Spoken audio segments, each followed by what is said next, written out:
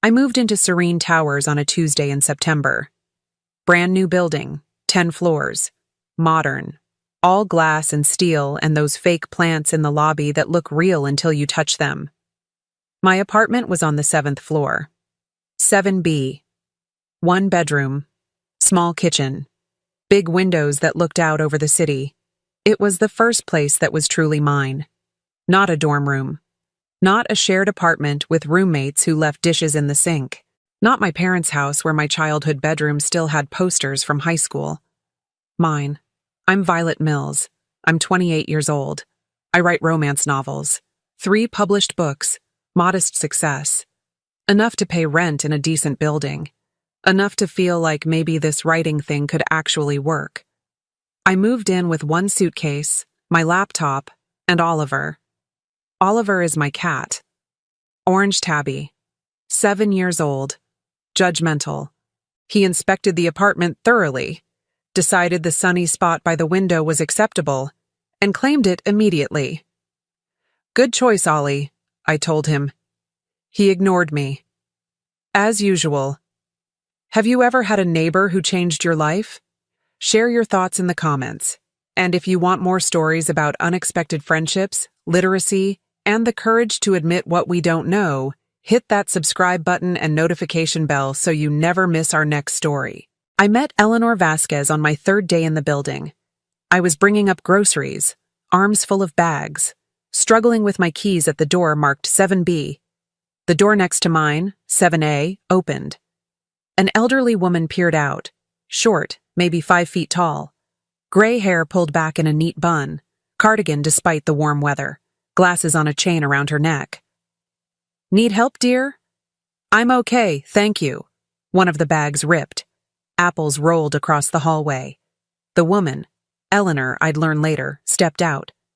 Bent down slowly, started collecting apples. Thank you, I said, genuinely grateful. I'm Violet, just moved in. Eleanor, but everyone calls me Ellie. Welcome to the building.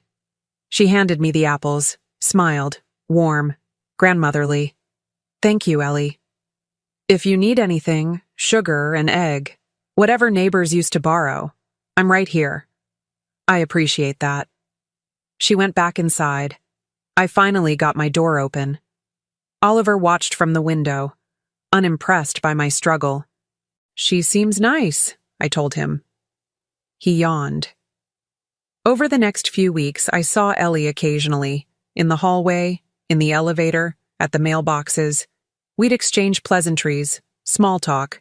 She'd ask how I was settling in. I'd ask how her day was. She was always polite, always kind, but also solitary. I never saw anyone visit her, never heard voices from her apartment. Once I saw her coming back from the grocery store with a single bag, shopping for one. It made me sad, but I didn't know what to do about it. I was busy, writing my 2nd book, meeting deadlines, building my career. Ellie was just the nice old lady next door, until she wasn't. On November 12th, I got a call from my editor, Jennifer, excited, talking fast. Violet, listen. The publisher wants to meet, in person, tomorrow, in Boston. My heart raced. Tomorrow? I know it's short notice, but they're considering a 3-book deal, a real one, significant advance, but they want to meet you first. Get a feel for your vision for the series. 3 books, real money, career security. I'll be there. Flight leaves at 6 a.m., meetings at 2. You can fly back same day if you want. Perfect. I hung up. Looked at Oliver. Ollie, this could be it. This could be everything. He blinked slowly. Cat 4, I don't care. I packed, set out clothes, prepared. Then realized, Oliver. I'd be gone for the day. He had food and water. But what if the flight was delayed? What if the meeting ran long? What if I couldn't get back tonight? I had automatic feeders, but they were still in boxes. Hadn't set them up yet.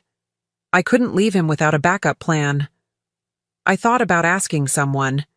But who? I'd been here 6 weeks. Didn't know anyone well enough to give them a key to my apartment. Except, I walked next door, knocked on 7A. Ellie answered, wearing the same cardigan, smile appearing when she saw me. Violet, how are you, dear? Ellie, hi.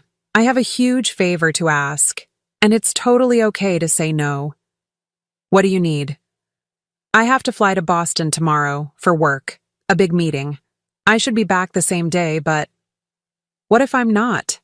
I have a cat, Oliver. He needs food, and I don't have anyone else to ask.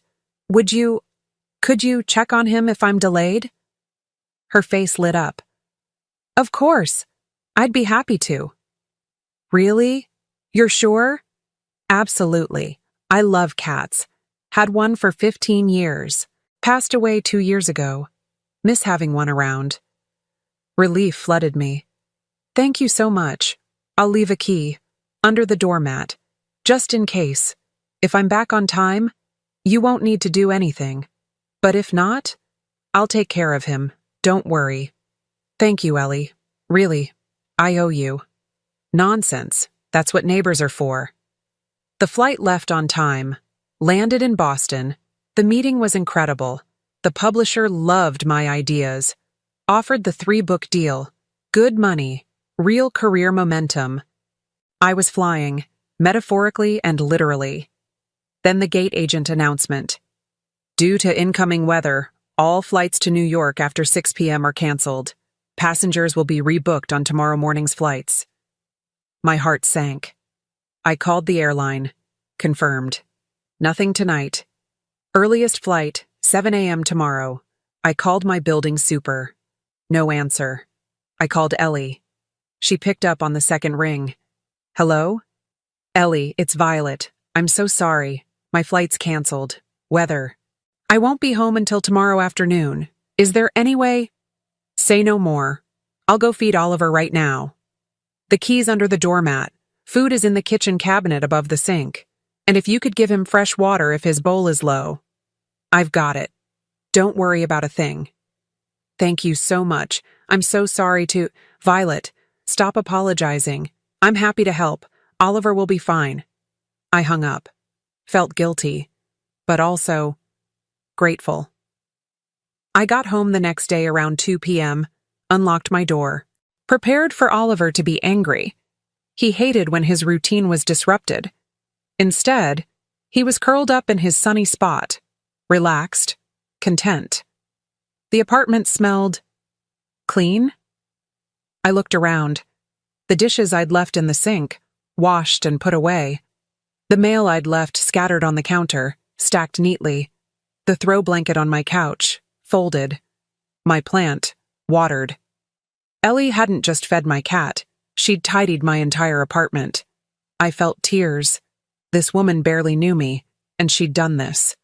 Out of kindness, I had to thank her. Properly. I knocked on 7A an hour later. Ellie answered. Violet, you're back. How was the meeting? Amazing. They offered me a 3-book deal. Oh, that's wonderful. Congratulations. Thanks to you. If I'd had to rush back, if I'd been stressed about Oliver, I wouldn't have been able to stay for dinner with the team. Wouldn't have built that relationship. You made this possible. She waved a hand. I just fed a cat. You did more than that. You cleaned my apartment. You didn't have to do that. She smiled. Shy. I used to clean for a living. Old habits. Hope you don't mind. Mind? Ellie, I'm grateful. Let me thank you properly. Please. I handed her a wrapped package. She looked surprised. Violet, you didn't have to. I wanted to. Open it. She unwrapped it carefully. Revealed the book inside. My book. My first published novel. Where the Heart Leads. She held it. Stared at the cover. My name printed there. You wrote this? I did. I want you to have it. It's the least I can do. She looked uncomfortable, shifted. That's very kind. Thank you. I hope you enjoy it. It's a romance. Happy ending. My favorite kind of story. I'm sure it's lovely. She took it inside, closed the door gently, I walked back to my apartment feeling good, like I'd properly thanked her. I had no idea what I'd just done. 3 weeks passed. I didn't see much of Ellie. She stopped answering the door as often, didn't chat in the hallway. I worried I'd offended her somehow, but couldn't figure out how. Then, by December 3rd evening, there was a knock on my door. I opened it. Ellie stood there, eyes red, tissue in her hand, holding my book. "Ellie? What's wrong?" "I need to give this back." Her voice shook. "What? Why?" I can't keep it. I'm sorry." She thrust the book at me, started to turn away. "Ellie, wait, please, what's going on?"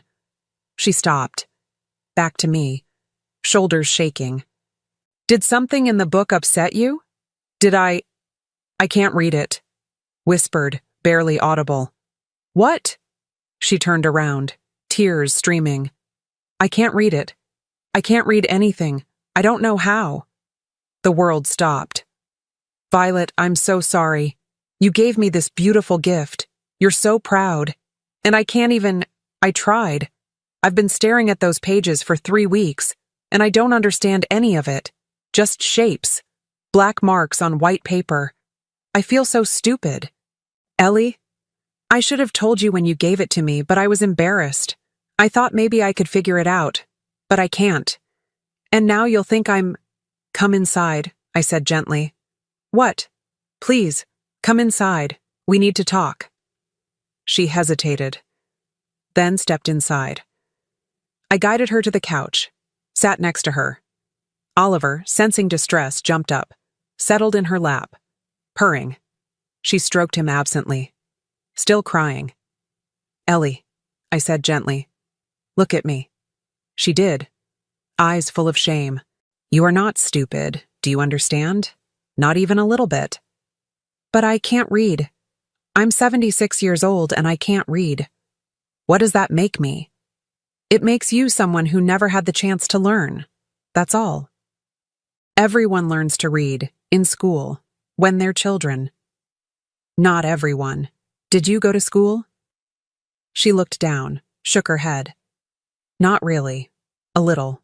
1st grade. Maybe 2nd. Then I had to stop." "Why?" Long silence. Then, "My mother needed me." "Tell me," I said softly.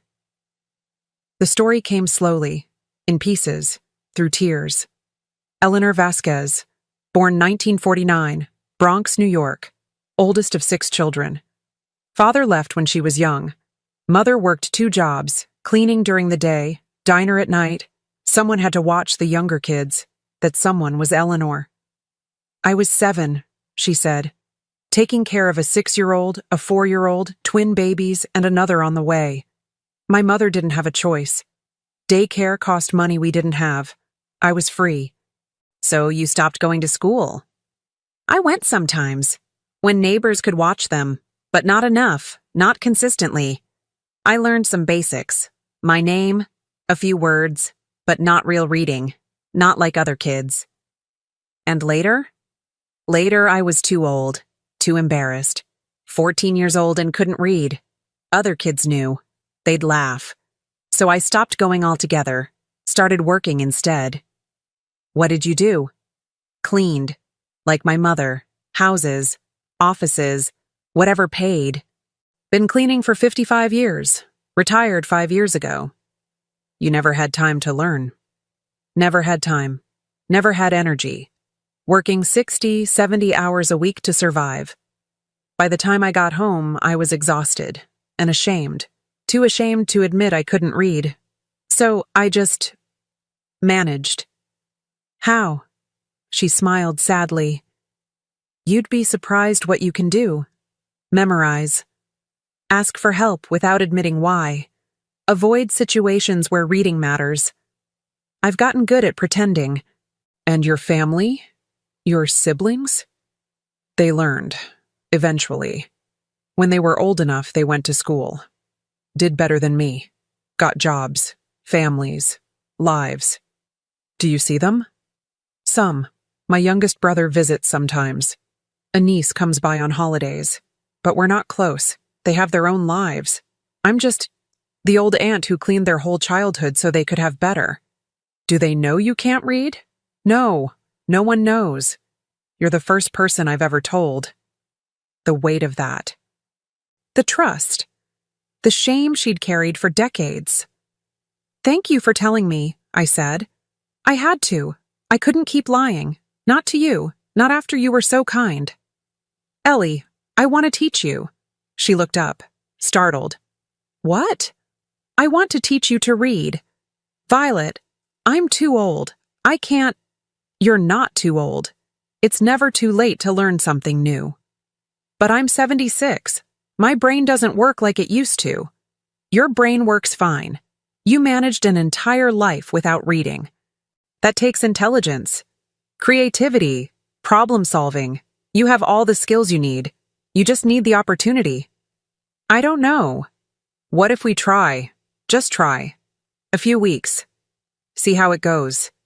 If it doesn't work, we stop. No pressure. But Ellie, I think you could do this. And I'd love to help. Why would you do that? Because you helped me. Because you're my friend. Because everyone deserves to read if they want to. And because... I gestured to the book. I want you to read my story. For real? She looked at the book. At me. Back at the book. Okay, she whispered. Let's try. We started the next evening. I researched adult literacy programs online, found resources, lesson plans, books designed for adult learners, ordered materials, set up a schedule, 3 times a week, Tuesday, Thursday, Friday, 7 p.m., my apartment. I made it comfortable. Tea, snacks, Oliver as moral support. The first session, Ellie was so nervous her hands shook. What if I can't do it? Then we'll try a different way. There's no failing here, only learning. We started with letters, not the alphabet song children learn, adult methods, phonics, visual associations. This is A. It makes an ah sound, like apple. A, she repeated, tentative. This is B. Ba sound, like book. B. We went through each letter, not memorizing order, just sounds, recognition. She struggled, got frustrated, mixed up D and B, P and Q. I told you, I'm too old for this. You're not. You're learning. This is what learning looks like. Messy. Frustrating. But you're doing it. By the end of the first week, she knew all 26 letters. Not perfectly, but she could identify them. I did it, she said, wonder in her voice. I actually did it. You did, and that's just the beginning. W started the week 2 with simple words. C-A-T, cat, D-O-G, dog, B-O-O-K, book, 3-letter words, building blocks. Ellie would sound them out, slowly. C-A-T, cat. Yes, perfect, she smiled, genuine pride. We practiced for hours. She'd get tired, frustrated, but she kept going, and I saw something change in her. I've spent my whole life pretending, hiding, ashamed. I'm tired of it. I want to go to the grocery store and read labels. I want to read signs, instructions, letters. I want to... She gestured to my book still on the table. Read stories. Real stories. Not just listen to them on TV. You'll get there. You really think so? I know so. In week 4, we worked with short sentences. The cat sat. The dog ran. She is happy. Simple. Foundational. Ellie read them haltingly, but she read them. One evening, she read, I can read. Then stopped. Stared at the page, at the words she'd just spoken. I can read, she repeated. Whispered. I just read that. By myself. You did. She started crying. Happy tears. I read a sentence. You read a sentence. We hugged, both of us crying. Oliver, disturbed by the emotion, left the room. Week 8. It was time for paragraphs. We moved to simple books, early reader books. The kind meant for children, but with age-appropriate themes for adults.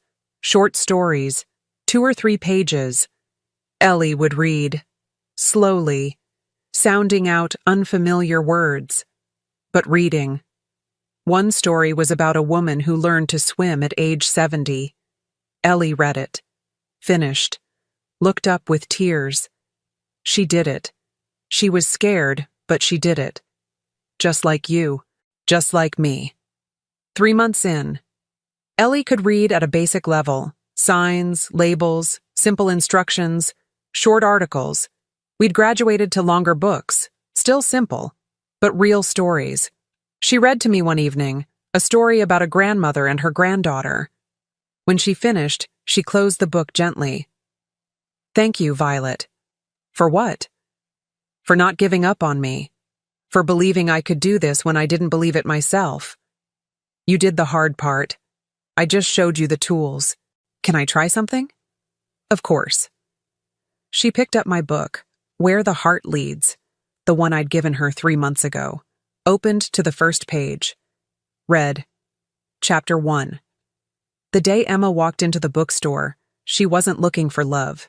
She was looking for an escape. She read slowly, carefully, but she read it. Looked up at me, eyes shining. I'm reading your book. You're reading my book. Can I keep going? Please. 6 months later, Ellie finished Where the Heart Leads. It took her 3 months, reading a little each day, sounding out words, using the dictionary I'd given her. But she finished it. She knocked on my door, holding the book, smiling. I finished it. And? It's beautiful. The ending made me cry. Emma and Jack, they reminded me that it's never too late. For love, for dreams, for anything. That's what I hoped readers would feel. Can I read your other books now? I laughed. Yes, absolutely. You can be a beta reader for the book I'm writing right now. I gave her the script I had just finished. She took it like a treasure. Violet, I need to tell you something. What? I told my niece. About the reading, about you teaching me. What did she say? She cried. Said she was proud, that she'd wished she'd known, that she would have helped. That's wonderful. She's coming next week. Wants to meet you. To thank you. You don't need to thank me, Ellie. Yes, I do. You changed my life.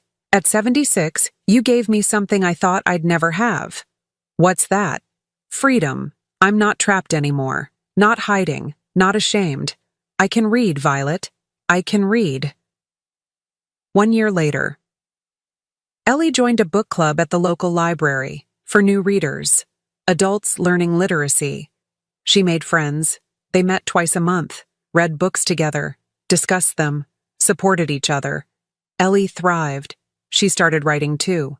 Nothing fancy, just short entries, journaling, documenting her life. The one she'd lived. The one she was living now. One evening, she showed me an entry. I spent years believing I was too old, too stupid, too broken to learn. Then Violet moved in next door. And everything changed. She saw me as a friend, as someone worth teaching, worth believing in. Now I read every day. Signs, menus, books. Words aren't mysteries anymore. They're doors. And I can open them whenever I want. I read it, handed it back. Ellie, that's beautiful. You think so? I know so. Have you thought about writing more? A memoir, maybe? Who'd want to read about an old cleaning lady? Everyone. Your story matters. The girl who sacrificed her education so her siblings could have theirs. The woman who worked for 55 years with dignity despite being unable to read. The 76-year-old who learned anyway. That's a story worth telling. She smiled. Maybe. Someday. My second book launched, part of the 3-book deal. I dedicated it to Ellie. For Eleanor Vasquez, who taught me that it's never too late to learn. That shame doesn't define us. That friendship can change everything. and that the bravest thing anyone can do is admit what they don't know and ask for help anyway. I gave her a copy at the launch party. She read the dedication, started crying. "Violet, I don't deserve this. You deserve everything." She hugged me, tight. "I'm so proud of you," she whispered. "I'm proud of you." Ellie is 78 now. I'm 30. We're not just neighbors anymore. We're family. She comes over 3 times a week still. Not for lessons now, just to talk, to share meals, to read together. She's working through my entire backlist. 3 books now. She's read them all. She gives me feedback. Honest. Thoughtful. I liked this character, but this part felt rushed. Tell me more. Here. Chapter 12. Sandra makes this decision, but we don't see enough of her reasoning. It feels sudden. She's right. She's always right. "You're my best editor," I tell her. "I'm a 78-year-old woman who learned to read 2 years ago." "Exactly. You read with fresh eyes, without assumptions. It's invaluable." She smiles. Proud. Years passed, and last week, Ellie finished reading all 7 of my books. She knocked on my door. Held out a wrapped package. "What's this?" "Open it." I unwrapped it. A book, handmade, bound with ribbon. The cover read, "For Violet. Love, Ellie." I opened it. Handwritten pages. Her handwriting. Clear, legible, beautiful. It was a story. A short story. About a young woman who moves to a new building. Who's lonely. Who's focused on her career. Who befriends an older woman, and how that friendship saves them both. "You wrote this?" "I did. Took me 6 months. It's not as good as yours." "It's perfect." "Really? Really? Ellie, you wrote a book." "I did." She laughed, amazed by herself. "I actually did." We hugged, both crying. Again. Oliver, annoyed by the emotion, jumped off the couch and left. Some things never change. I keep Ellie's book on my desk, next to my published novels. It reminds me why I write. Not for money, not for fame, but for connection, for the chance to tell stories that matter, for the privilege of being part of someone else's story. Ellie gave me that, and I gave her words. Fair trade? The best trade. Have you ever learned something later in life that changed everything? Which moment hit you hardest? When Ellie confessed she couldn't read? When she read her first sentence? When she finished Violet's book? Or when she wrote her own story? Share your thoughts, your experiences with late-life learning or unexpected friendships in the comments below. If this story about literacy, courage, and the power of admitting what we don't know moved you, please hit that like button and subscribe for more stories about friendship, second chances, and learning it's never too late. Don't forget to click the notification bell so you never miss our next story. Thanks for watching, and we see you in the next one.